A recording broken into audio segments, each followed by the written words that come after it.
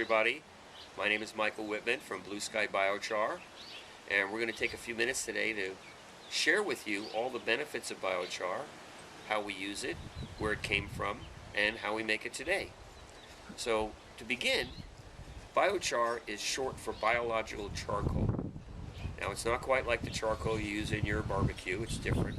It's an organic material.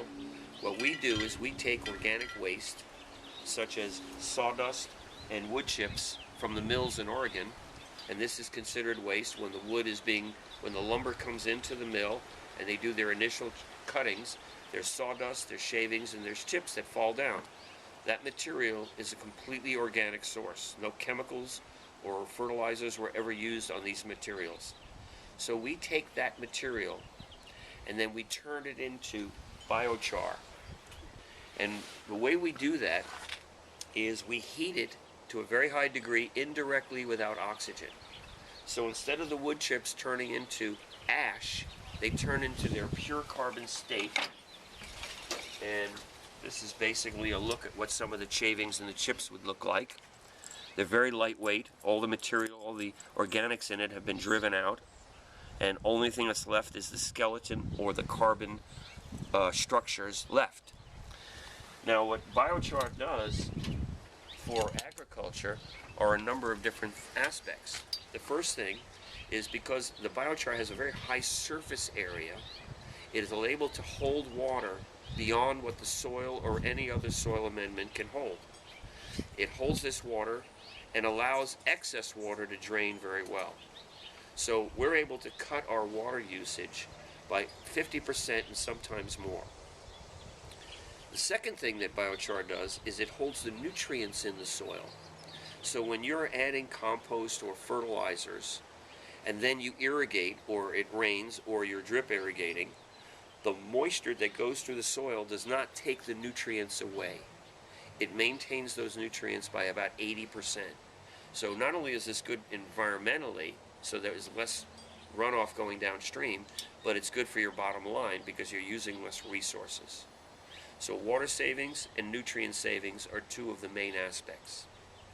The next part of biochar is if you were to see the microscopic structure of this biochar, it has lots of nooks and crannies and crevices. And in there, the microbes, the nutrients, the roots, and the fillet of the roots move in and flourish beyond what the soil can provide. So it's creating a more lifelike or much more microbial growth within the soil. And today everything about growing is the microbes. It's the life in the soil, the soil food web, which consists of the fungus, bacteria, and insects that are all beneficial to creating very rich soil. So one of the other aspects of biochar is that it is carbon negative. We're able to sequester carbon in the process of making biochar. So what it boils down to is for every 1 pound of biochar we put into the ground, we're actually removing 3 pounds of carbon gases from the atmosphere and cleaning up the atmosphere a little bit. So those are some of the four main features: water savings, nutrient retention, microbial growth, and carbon negative. Now, some of you have heard of activated carbon, which is a cousin to biochar. It's much more expensive, but activated carbon is a purifier. We use it in water and air filtration systems. Biochar, very much like it, will keep funguses, bad funguses and bad molds from occurring in the soil. So it kind of keeps the soil clean as well. It's not a sterilizer, it just keeps all of the negative things in the soil from affecting the plants or the environment. So we have biochar in a powder form, we have biochar in a chip and chunk form, and the way we use it in agriculture is a pelletized form. So we create these little pellets with the biochar. The reason for this is if you were to take the powdered biochar and use it, it's very airborne. A slight wind will blow it all over the place, and it becomes a little dirty to work with. You don't want to breathe this in, It's perfectly okay to ingest it. It's actually quite healthy, but you don't want to breathe it in because it's like the particulate in it is kind of like coal dust, so it's not healthy for you to breathe it in. But in the pelletized form, when you apply it, you'll have no dust. This pelletized form reduces the dust down by 95%. And it's mixed in with mycorrhizae. There's also a little bit of wood shavings in here, a little wood dust to feed the mycorrhizae. Those of you who are not familiar with mycorrhizae, those are the spores that create all the microbial growth in the soil. So the way biochar came about is a very interesting story. Several thousand years ago, in the Amazon region of Brazil, the indigenous Indians who lived there discovered it by accident in the bottom of their communal fire pits where they all cooked communally together.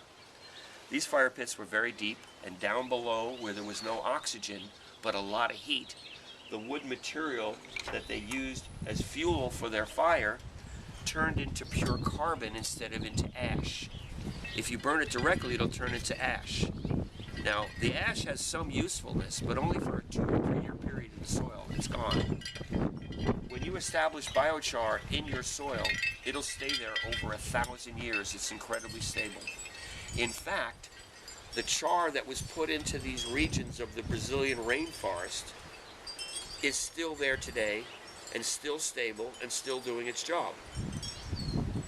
These ancient Indians created a region in the Brazilian rainforest that is the richest soil in the world. Now, those of you who don't know, the rainforest is very poor soil. Because of all the rain, it washes all the nutrients away. So there's only a few inches of fertility on the top of the soil and the rest of it is dead. But in this region, they were able to expand their population from a few 100,000 to 2.5 million because they were able to grow so much more because the soil was so much more fertile. And it stayed fertile year after year. In fact, it actually became more fertile as years go by. The longer biochar is in your soil, the more fertile your soil will become.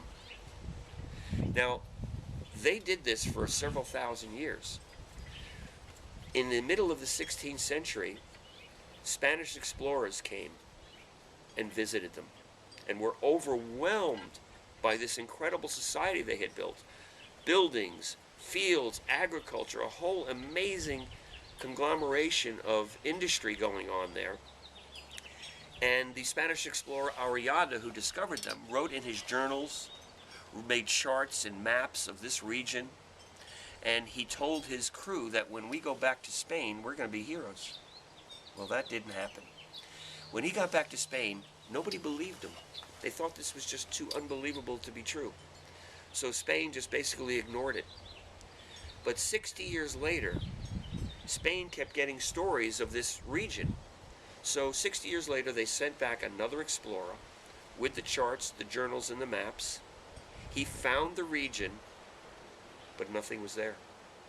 The entire 2.5 million people died in a 50-year period from smallpox, influenza, measles, and syphilis that the first explorer had left. The technology was grown over by the jungle, all the buildings had fallen, everything disappeared, and basically this incredibly advanced technology was lost for a 400-year period until last century it was rediscovered. In this discovery, they noticed that the biochar that was there, they first thought that it was either done by nature or it happened by some catastrophe. They didn't know for sure that people had done this until archaeologists and anthropologists researched this and found out this was actually man-made and purposefully done. When they realized that, they knew they had something. They knew there was something special about this. So the research went on in the last 30 years, and we've been able to determine all of the great things that biochar can do for agricultural use as well as other uses.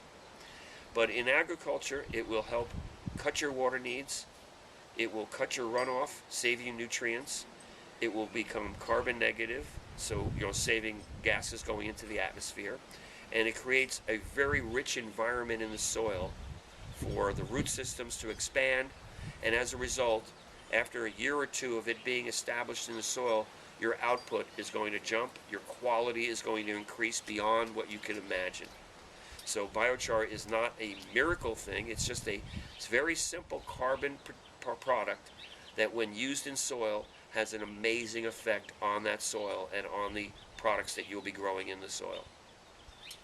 Now, one of the things about the biochar that was made thousands of years ago, the way we make it today is we make the biochar to have the ultimate or the optimum pore structure and usefulness in the soil. The ancient Indians didn't do it to the quality or degree that we do today. The way we make it is we take this organic material and we put it into a unit called a pyrolysis unit. The name of our unit is called the Thermal Recovery Unit, the TRU. So this material will go into a chamber. So in your mind, let's imagine this. We have this tube, and we put the material in the tube. It goes through with a screw. Then there's an outer chamber around that chamber where all the heat occurs. And we heat it up to a very high degree, but indirectly, and the chamber where the biomass is airlocked, so there's no oxygen. So as we heat up the unit, and the biochar starts heating up, before the biochar comes out the end, we get 3 other products. Within the wood are all the organic materials, or all the organics. And when you start heating this up, those organics come out and form something called syngas, very much like methane. We take that syngas, we revert it back into our equipment, and we utilize it. The second product that we get is steam from the moisture that was contained into that organic material. So we're getting syngas and steam. Steam can be used for heating and cooling. We can use it on site or export it. Once you have steam, you can use a waste heat boiler and a turbine to create electricity. So we're creating syngas, steam, and electricity before we get the valuable product, biochar, out of the end. Then we take that biochar and we make it into a pellet form, so it's easy and much easier and cleaner to use. And particulates. And there's no particulate, going around. We don't have as much particulates. We've reduced that by 95%. So using it in a pellet form is very, very important. We are currently the only maker of biochar in the country that is doing it in a pellet form. We actually did this 3.5 years ago because we saw coming down the road that there will be an issue one day where somebody will use this powdered biochar in a field and a 5-mile-an-hour wind will come up and pick it up and blow it everywhere. And we don't want to see that occur because OSHA and the EPA will probably bitch slap the first company that has this occurrence. So we saw it very early on that pelletizing the biochar, adding mycorrhizae, which are the spores that create all that microbial growth in the soil, are so critical. And that's the path that we had taken. So we can make it in powdered form, and in certain cases we would use it in powder form. Certain cases we'd use it in a granular or a chunky form. But for all of the home gardening and most agricultural purposes, we're going to be using Blue Sky Biochar in its pelletized form.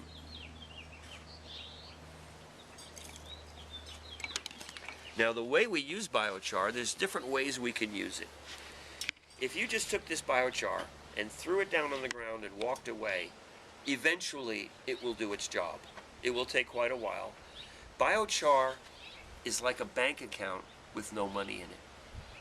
Before we put that bank account in the bank, which is your soil, we want to feed it with the money, which is the nutrients. So we want to inoculate it with nutrients before we use it, or as we're using it.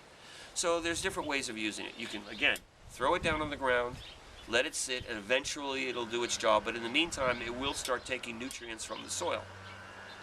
So the 3 basic ways that we recommend using biochar are spreading the pellets according to the distribution rate, which is 10 pounds per 100 square feet. We lay that out evenly on the soil, wet it thoroughly. In a few days, the pellets will swell up and start to break apart. At that point, you take a good thick layer of compost or other fertilizer and put it on the top. wet it down, and allow that nutrient to absorb into the biochar. That works pretty good. But if you want to excel it a little bit, it'd be recommended to take the biochar, put it into a large container, a wheelbarrow or a large trash bucket, wet it thoroughly, really thoroughly, let it sit for a few days, and then kind of stir it up and it'll start to break apart. At that point, you'll take your compost or your fertilizer or whatever nutrients you're using and apply it to the top, wet it down, and let it sit for a period of time. A week, 2 weeks, 3 weeks. The longer the better, the more it'll inoculate that biochar and fill it with the nutrients so it can do its job. The next way to do it, and by the way, doing it in a barrel or in a bucket and inoculating it not on the soil will cut the time down that biochar does all its wonderful effects. But the ultimate way to use biochar is by starting it off in your composter. So if you're composting your food scraps or your yard waste, what you would do is you would layer scoops of this biochar pellets into the composter, and every time you put some more material in there, you add a little bit more biochar, and the biochar will transform your composter into a whole new thing. The first thing is, composting is very good. Gets rid of our waste, turns it into excellent fertilizer we can use. But it off-gasses greenhouse gases as it's decomposing. The biochar will capture a lot of those gases and lock them in the char, so you'll have a cleaner compost pile to begin with. It helps to accelerate decomposition a little bit. Worms love biochar, and worms in compost or in your soil are excellent and very, very desired. The next thing is that the nitrogen that is in the biomass or in your waste materials that you're putting into your composter, when your compost is done, you've got 1 to 3% nitrogen. It's very low. It dissipates, burns off, and leaches out. The biochar has the ability to capture that nitrogen and hold 50 to 75% of it in the compost. This is an amazing advantage for compost because nitrogen is so important to the soil. So you won't have to add extra nitrogen in either through synthetic means or through compost or other organic fertilizers. So we're capturing our off-gassing, we're accelerating our decomposition. By the way, it cuts the smell on your compost pile, so if you have a smell issue, the biochar will absorb that and you'll have a much cleaner smelling pile. But ultimately, you'll have a much higher nitrogen content in your compost, and that really makes a difference in how well the compost affects your soil and your output. So you can just throw it on the ground, leave it alone. You can throw it on the ground, wet it, add some compost or fertilizer, or you can take it into a bucket and inoculate it separately and then apply it to the soil, or ultimately use it in your composter, and then when your compost is done and you apply your compost to your soil beds, the biochar is already in there, fully inoculated, and at that point it cuts down the time that all these wonderful effects occur. Now, biochar is a permanent soil amendment. Once you put it in your soil, it's there more than 1,000 years. Sometimes the question comes up, can you apply more? You can apply it every year if you choose to. You really can't overuse biochar. And in many cases, it is recommended to apply a certain amount, which we would consider the basic amount, which is 10 pounds per 100 square feet. And the next season or the season after, come in and apply it again. And do it 2, maybe 3 times over the period. And then once you have it established and well established in there, you don't have to apply any more. And it will stay there, it will continue to do its job, and continue to increase the microbial life in the soil. It'll increase, or you'll actually start to decrease your water usage. Now, when I started using biochar 3 years ago, to this day I'm using 60% less water. Now, of course, part of that is also because of the underground irrigation system that I'm using right now. And it made a difference as well, but the biochar really did make a difference. And if you look at my soil today, and you look at it look like 3 years ago, they're two different things. I mean, it was a pale brown, and now it's a rich, dark color with all the wonderful microbes growing in it, all the proper wee beasties, as we call it in the biochar business, doing their job under the soil and thriving beyond what the soil could do on its own. So that, in a nutshell, is really what biochar is all about. It's an ancient technology, and we're using a modern technology to create it today to make it the ultimate or the optimum usage. Better water absorption, better nutrient absorption, and better microbe absorption into the pores of the biochar. So what we're looking at today is most of the biochar being used in Europe, for instance, passes through an animal before it's used. Now, how do they do that?